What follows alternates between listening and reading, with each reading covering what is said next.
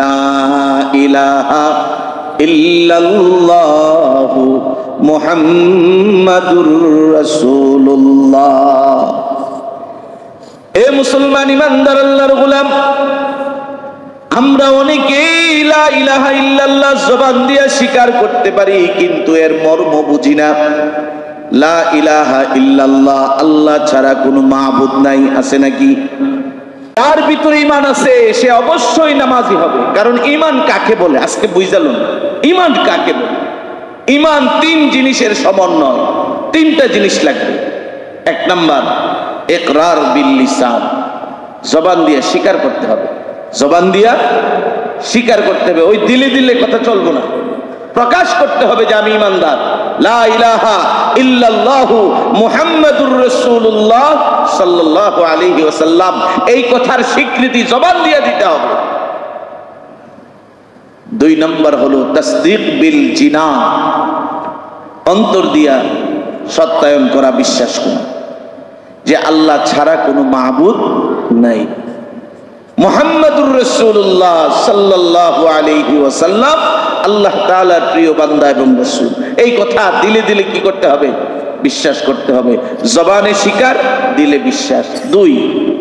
তিন নাম্বার হলো আমল বিল আরকান, ইসলামের যতগুলো রুকন আছে, ইসলামের যে বিধানগুলো আছে, জরুরি বিধানগুলো, এগুলোকে আমলে পরিণত করতে হবে, বাস্তবে পরিণত করতে হবে। নামাজ ইসলামের বিধান না, নামাজ ইসলামের রুকন না। 5 স্তম্ভের মধ্যে 2 নাম্বারটাই তো হইল নামাজ। এখন তুমি যদি বলো যে আমার ঈমান আছে, নামাজ না পড়লে কি হয়েছে, তাহলে তুমি কিসের ঈমানদার? তিনটা জিনিসের সমন্বয় হলো ঈমান, আর এই তিনটার মধ্যে একটাই তো নাই। এই যে 2 নাম্বারই, এই যে মানুষের সাথে প্রতারণা, এগুলো থেকে আমাদের সরে আসতে হবে। কারণ আল্লাহ পাক রব্বুল আলামিন আমাদেরকে একটা সুন্দর রাস্তা দেখিয়ে দিয়েছেন, সেটা হলো তুমি ঈমানের পথে চলে আসো। তুমি ঈমানের যে দাবিগুলো আছে, নামাজ, রোজা, হজ, যাকাত, সত্য কথা বলা, মানুষের সাথে সদ্ব্যবহার করা, এই বিষয়গুলোর উপর নিজেকে অভ্যস্ত করো। দেখবা তোমার জীবনটা হবে সফল জীবন, তোমার জীবনটা হবে মানুষের কাছে একটা মডেল, নমুনা, যে মানুষ বলবে অমুক একটা ব্যক্তি ছিল, তার আদর্শের মধ্যে কোনো কমতি ছিল না। তাহলেই তোমার জীবনটা হবে সফল জীবন। এই জন্য বলতেছিলাম, যদি শান্তি পেতে চাই আমরা, তাহলে ঈমান লাগবে। এই ঈমানের কালিমা কি? লা ইলাহা ইল্লাল্লাহু মুহাম্মাদুর রাসূলুল্লাহ। এ মুসলমান ইমানদার আল্লাহর গোলাম, আমরা অনেকেই লা ইলাহা ইল্লাল্লাহ জবান দিয়ে স্বীকার করতে পারি, কিন্তু এর মর্ম বুঝি না।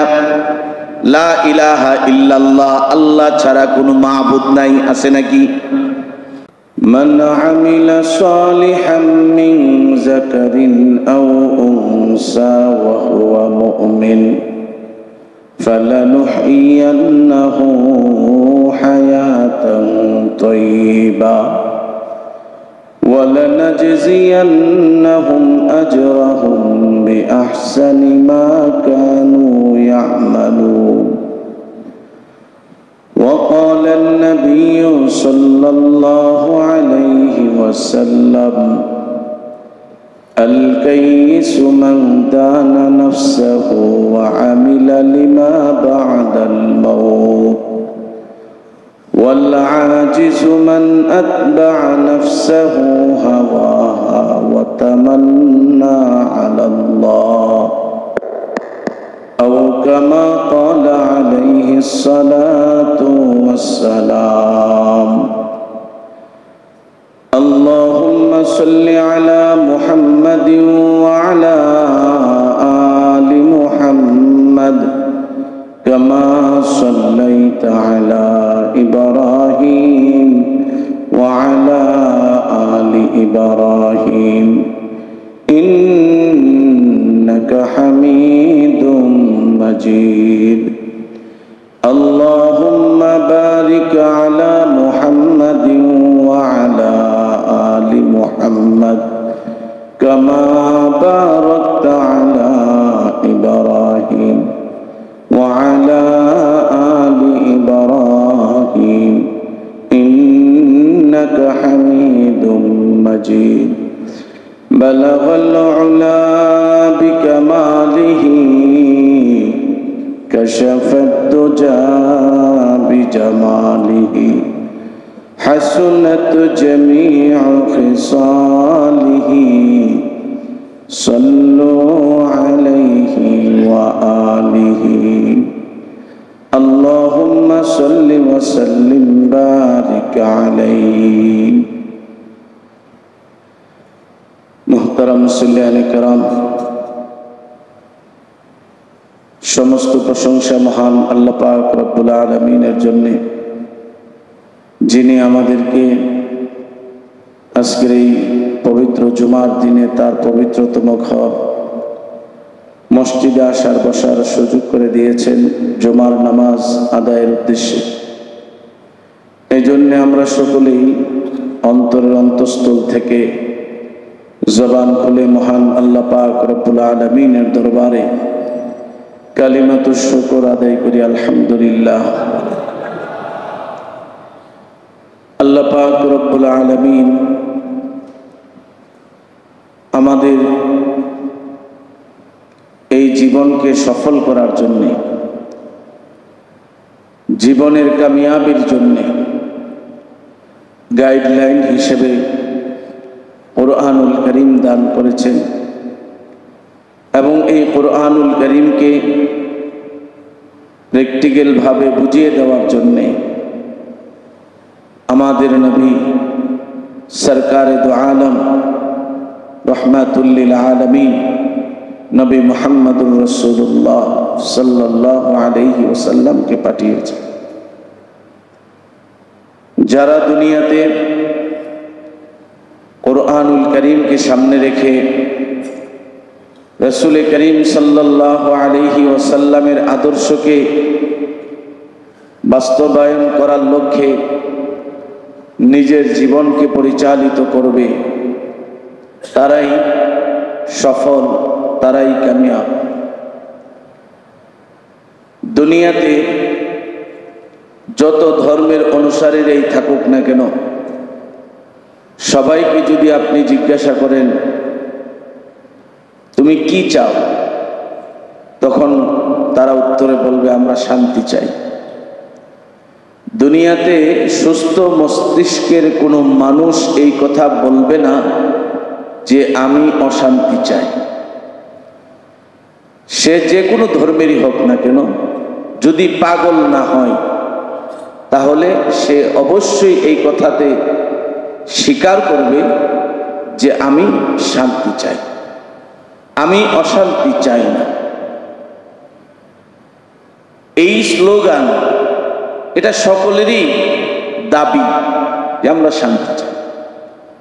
তো যারা আমরা ঈমানদার, আল্লাহ তাআলা যাদেরকে ঈমানের মতো দৌলত দান করেছে, যারা আমরা মুসলমান, আমাদেরকে আল্লাহ তাআলা দিক নির্দেশনা দিয়েছে। কি দিক নির্দেশনা? যে তুমি যদি শান্তি পেতে চাও, তুমি যদি দুনিয়াতে সুখে স্বাচ্ছন্দ্যে প্রশান্তিময় হৃদয় নিয়ে বসবাস করতে চাও, তাহলে তোমাকে দুইটা কাজ করতে হবে। চাই তুমি নারী হও অথবা পুরুষ হও। কুরআনুল কারীমে আল্লাহ তাআলা বলেন, মান আমিলা সালিহাম মিন যাকারিন আও উনসা ওয়া হুয়া মুমিন, যে ব্যক্তি চাই সে নারী হোক অথবা পুরুষ হোক, ঈমানের হালতে যদি সে নেক আমলগুলো সঠিকভাবে আদায় করে, আল্লাহ তাআলা ওয়াদা করতেছেন ফালানুহইয়ান্নাহু হায়াতান তাইয়্যিবা, অবশ্যই অবশ্যই আমি আল্লাহ তাকে সবচাইতে শান্তিময় জীবন দান করব। সুবহানাল্লাহ। কাজ কয়টা? কাজ দুইটা, একটা হলো ঈমান আর একটা হলো নেক আমল। ঈমান লাগবে 100%, নেক আমলও লাগবে 100%। আমার ঈমানের মধ্যে দুর্বলতা, আমার ঈমান আল্লাহর প্রতি ওই রকম ভাবে মজবুত না, তাহলে তো আমি ওইভাবে আল্লাহর কাছ থেকে শান্তি আশা করতে পারি না। এই জন্য ঈমানের উপর মেহনত করা, কিভাবে ঈমানকে মজবুত করা যায়। তো আল্লাহ পাক রব্বুল আলামিন শান্তি আল্লাহর পক্ষ থেকে প্রাপ্তির জন্য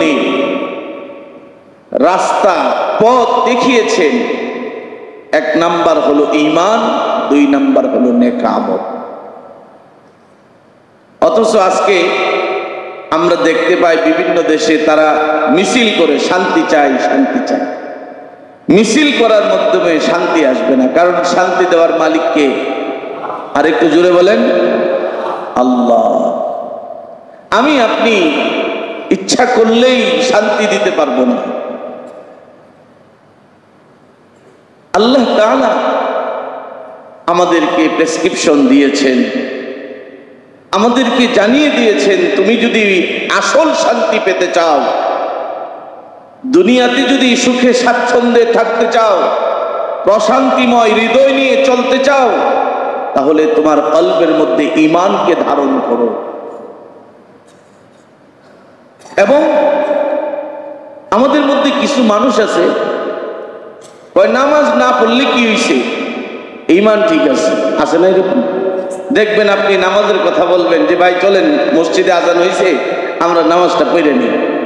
জবাব দিব, নামাজ না পড়লে কি হয়েছে, আপনার চেয়ে ভালো ঈমান আছে আমার। কত বড় 2 নাম্বার।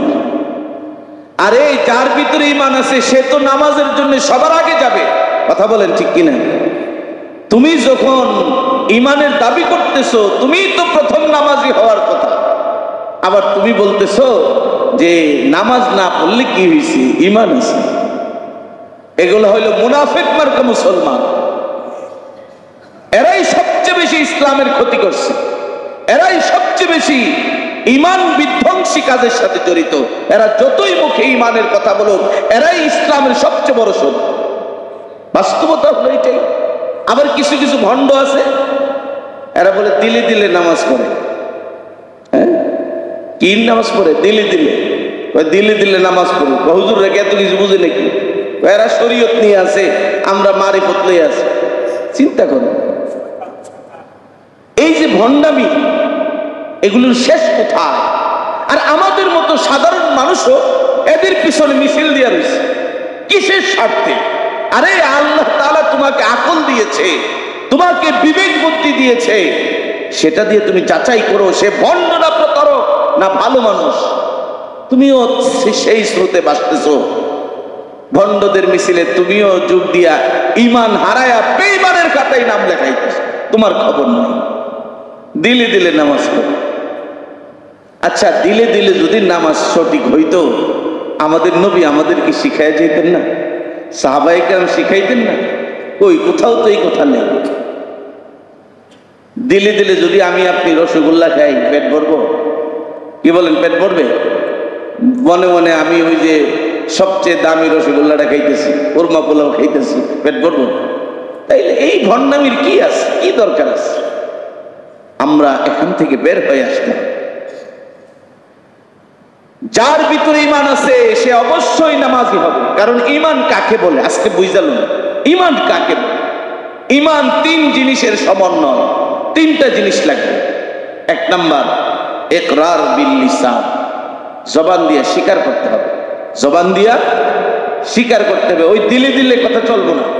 প্রকাশ করতে হবে যে আমি ঈমানদার, লা ইলাহা ইল্লাল্লাহু মুহাম্মাদুর রাসূলুল্লাহ সাল্লাল্লাহু আলাইহি ওয়াসাল্লাম, এই কথার স্বীকৃতি জবান দিয়ে দিতে হবে। 2 নাম্বার হলো তাসদীক বিল জিনান, অন্তর দিয়া সত্যায়ন করা, বিশ্বাস করা যে আল্লাহ ছাড়া কোনো মাবুদ নাই, মুহাম্মাদুর রাসূলুল্লাহ সাল্লাল্লাহু আলাইহি ওয়াসাল্লাম আল্লাহ তাআলার প্রিয় বান্দা এবং রাসূল।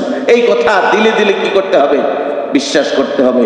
জবানে স্বীকার, দিলে বিশ্বাস। 2 3 নাম্বার হলো আমল বিল আরকান, ইসলামের যতগুলো রুকন আছে, ইসলামের যে বিধানগুলো আছে, জরুরি বিধানগুলো, এগুলোকে আমলে পরিণত করতে হবে, বাস্তবে পরিণত করতে হবে। নামাজ ইসলামের বিধান না, নামাজ ইসলামের রুকন না, 5 স্তম্ভের মধ্যে 2 নাম্বারটাই তো হইল নামাজ। এখন তুমি যদি বলো যে আমার ঈমান আছে, নামাজ না পড়লে কি হয়েছে, তাহলে তুমি কিসের ঈমান না? 3টা জিনিসের সমন্বয় হলো ঈমান, আর এই 3টার মধ্যে একটাই তো নাই। এই যে 2 নাম্বারই, এই যে মানুষের সাথে প্রতারণা, এগুলো থেকে আমাদের সরে আসতে হবে।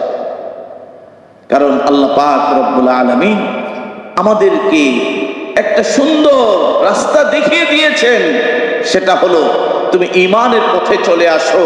তুমি ঈমানের যে দাবিগুলো আছে, নামাজ, রোজা, হজ, যাকাত, সত্য কথা বলা, মানুষের সাথে সদ্ব্যবহার করা, এই বিষয়গুলোর উপর নিজেকে অভ্যস্ত করো।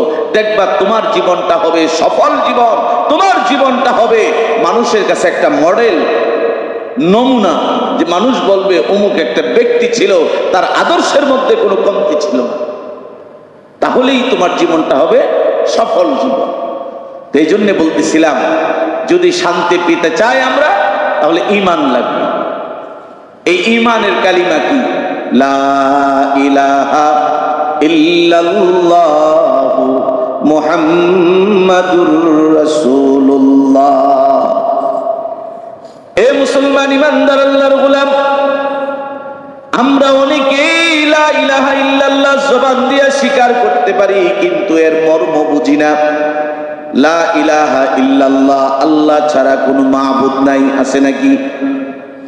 এত আস্তে বলতেছেন, মনে হইতেছে আপনাদের ভিতরে আমার এই কথাগুলো ওইভাবে ঢুকতেছে না। আপনাদের অ্যাক্টিভিটিসটা খুবই কেমন জানি দুর্বল, যে আপনার আপনি কয়া যান, আমরা শোনা, আমরা শুনে যাই, এই হইল অবস্থা। না না, এটা আমার নিজস্ব বানানো কোনো কথা না, এটা কোরআন হাদিসের কথা। আর এই কোরআন হাদিসের কথা শোনার ব্যাপারে কোরআনের মধ্যে দিক নির্দেশনা আছে। কি আছে?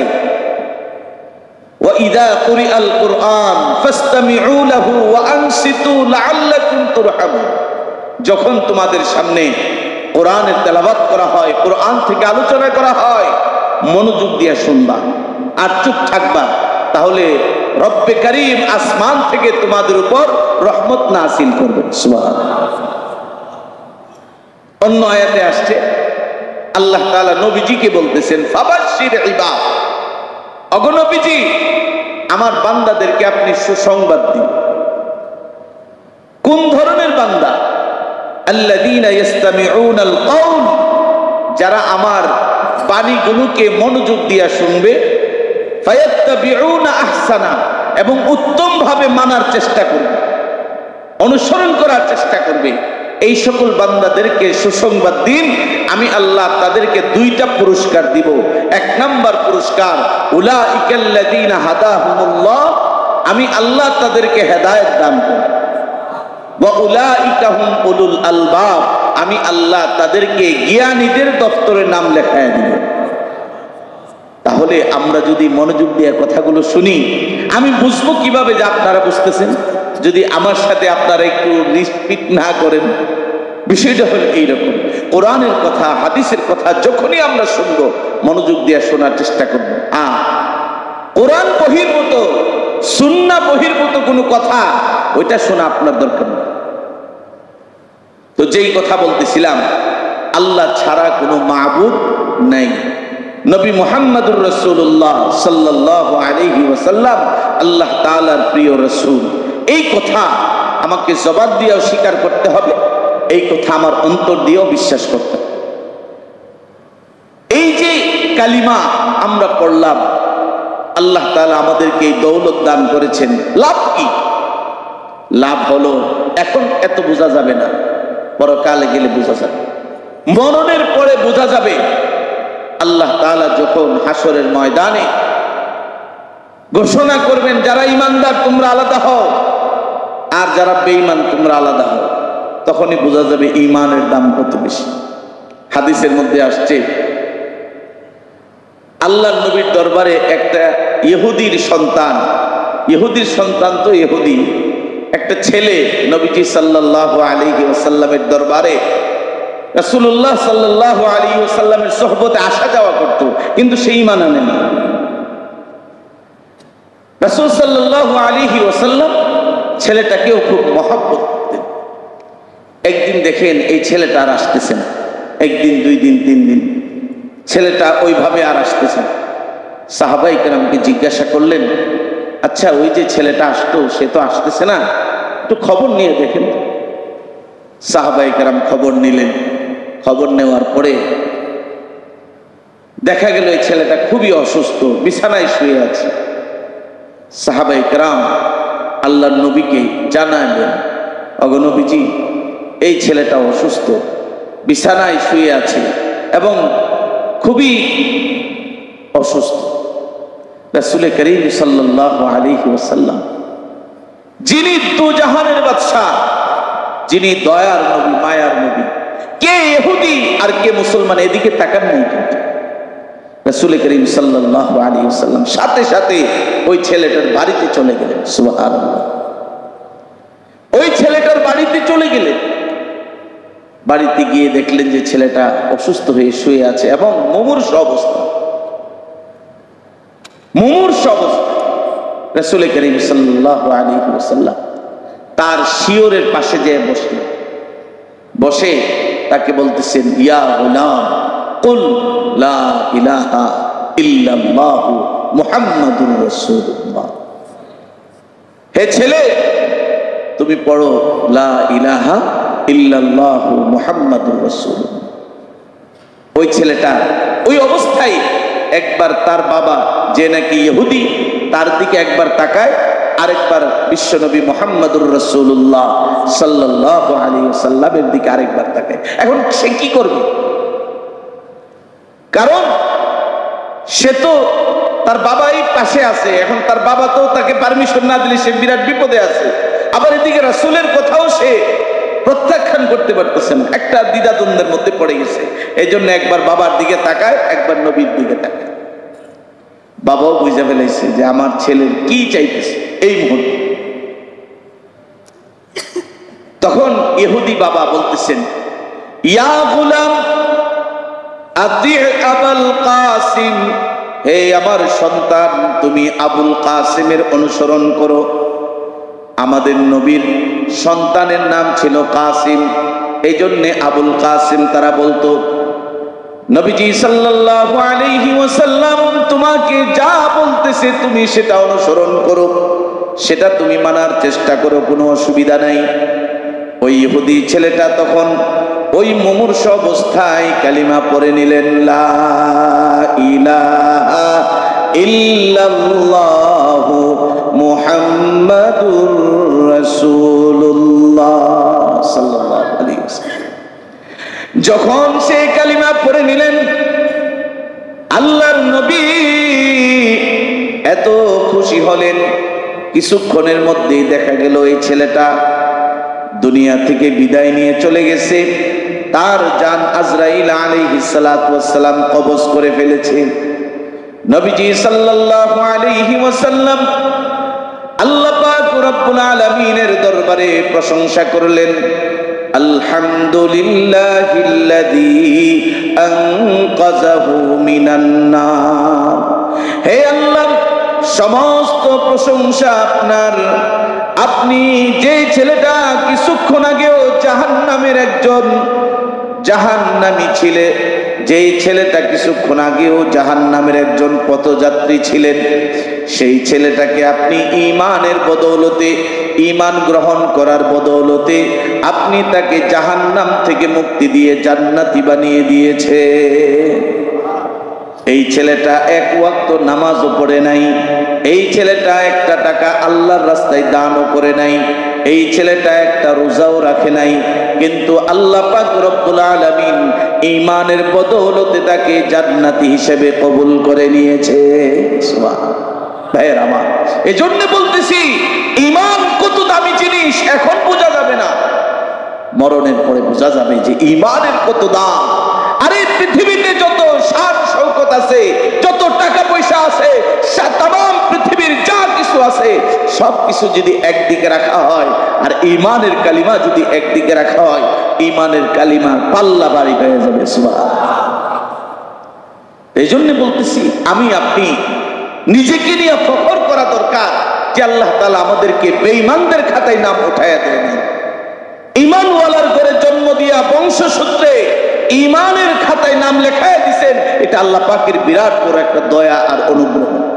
কিন্তু অনেক সময় আমরা নিজেরা হীনমন্যতায় ভুগি, হায় রে মুসলমান হওয়ার পরে এত মায় এত কিছু। না না, এই দুনিয়া হলো ক্ষণস্থায়ী, আজকে আসি কালকে নাই।